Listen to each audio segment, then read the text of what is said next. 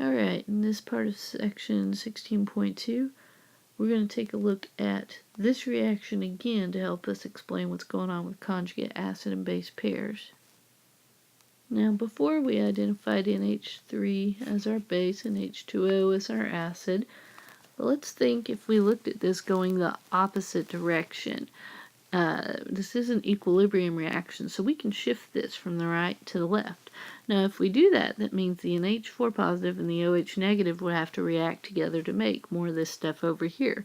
So the NH4 positive would have to give up one of its hydrogens to water, and when it did that, that would mean that the NH4 positive would be donating a proton. In other words, it'd be an acid, and the OH negative would be accepting a proton. In other words, it means it's a base. And so what we see is in these acid-base reactions, not just one acid and not just one base, there's actually two. One on the product side, one on the reactant side. These are called acid-base pairs, and these are really important. Now, whenever you have a substance that loses a hydrogen, that gains a hydrogen, a base that gains a hydrogen, in order to form an acid, we call that a conjugate acid. And when you have an acid gain a hydrogen, when you have an acid which when it reacts forms a base, we call that a conjugate base. And these conjugate acids and conjugate bases are always found in pairs. And one of the things that y'all will have to do, because it will ask you to, is to identify conjugate acid and conjugate base pairs. So we're going to take a look at this in question number 4.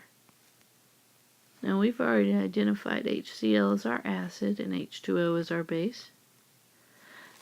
If we look at this from the other direction, when HCl loses its hydrogen, it forms Cl negative. So it forms its conjugate base, Cl negative. And when H2O gains its hydrogen, it forms its conjugate acid. Or if you want to think of this in a different way, when H3O positive, if it's moved in the opposite direction, which it wouldn't because it's a strong acid, but if it did, H3O positive would have to give up one of its hydrogens to Cl negative. So it's an acid because it'd have to give a hydrogen to our base, Cl negative. Now, if I want to identify this correctly in the correct pairs, this is what this would look like. The acid in this reaction is HCl. Its conjugate base is Cl negative. Our base is H2O, and its conjugate acid is hydronium, H3O positive. Now we're going to be practicing more of these at the very end of this section. Now one thing that you will be asked to do is identify how strong acids and bases are and where the reaction lies as a result of that. One thing that's important to note is that the reaction always gets pushed away from the strong acid. For example, if you're looking at this reaction here, hydrochloric acid and water, we know for a fact, just because we know all about this already, that hydrochloric acid is a strong acid. We also know that strong acids tend to have complete and total dissociation. So if you put hydrochloric acid in water, it makes a whole lot of this, and you have very, very little of this left over here. Alright?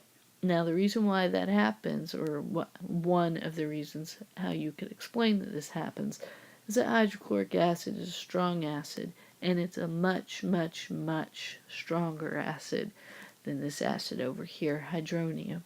And as a result, the reaction pushes away from that strong acid. And so you have complete dissociation of the HCl. You have pretty much no dissociation of the hydronium ion as a result. So let's take a look at that in more detail.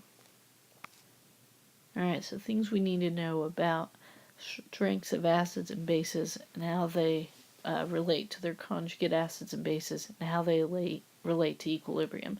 First off, don't forget the strong acids, strong bases, weak acids, and weak bases that you have already memorized, and keep those memorized and keep them in your head, because if you know those, it's going to get you through most of these problems.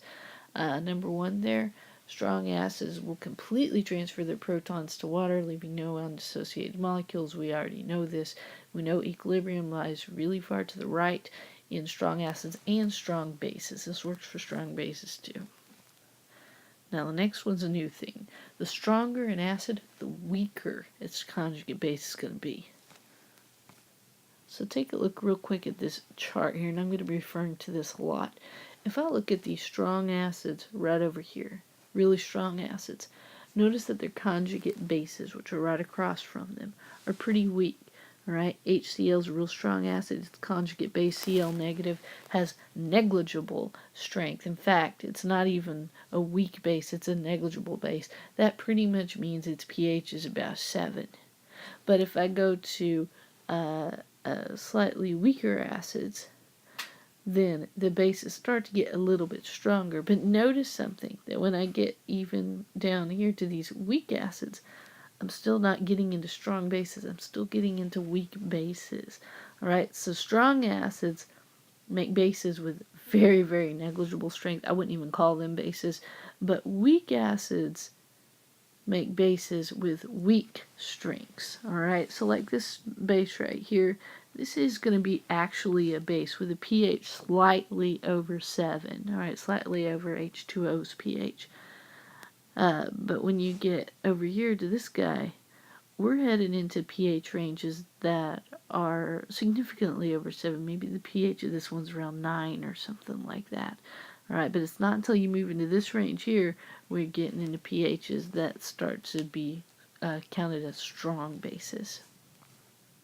So like we just said, for the weak acids, their equilibrium, we know, lies to the left. They don't hardly dissociate at all when you put them in water. And the conjugate bases of weak acids are weak bases.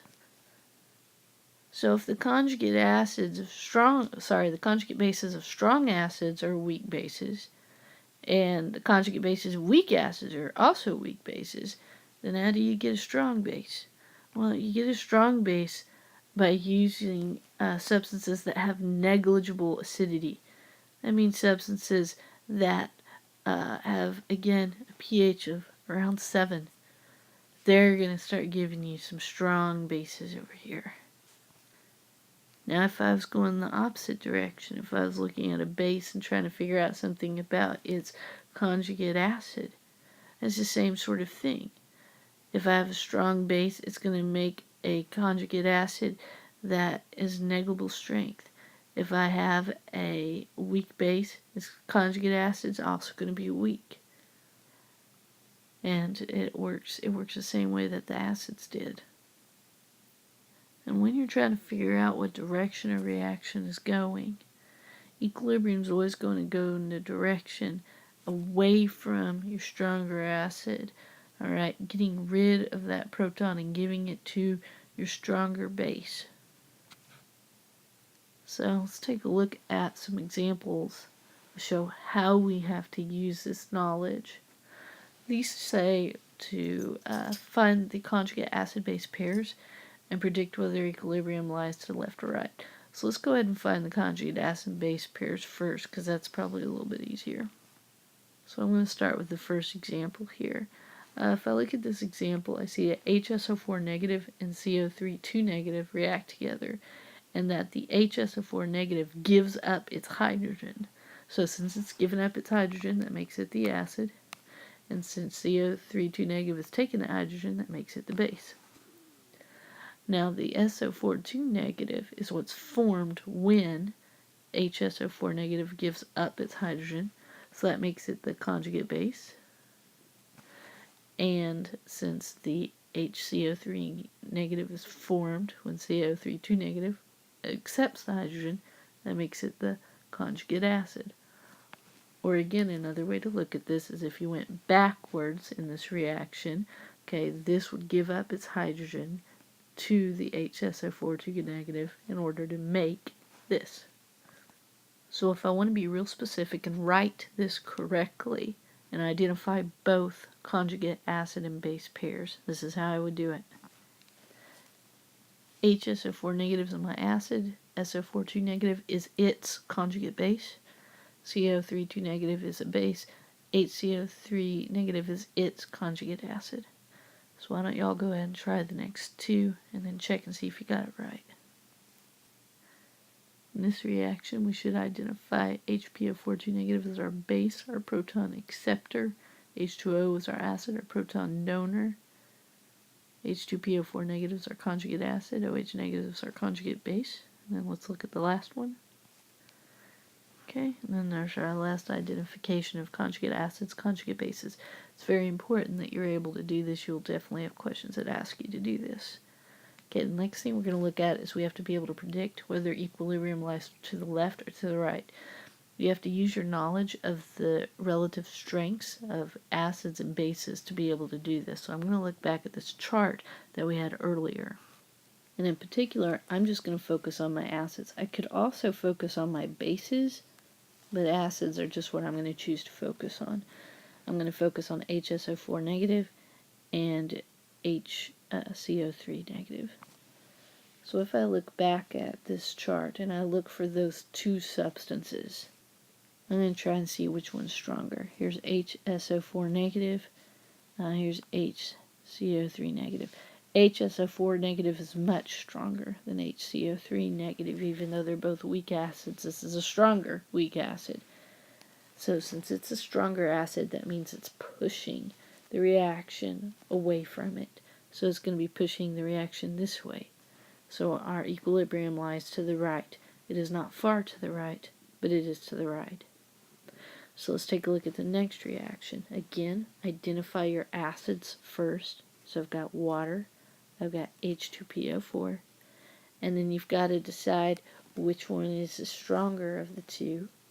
Right? So I've got water, I've got H2PO4.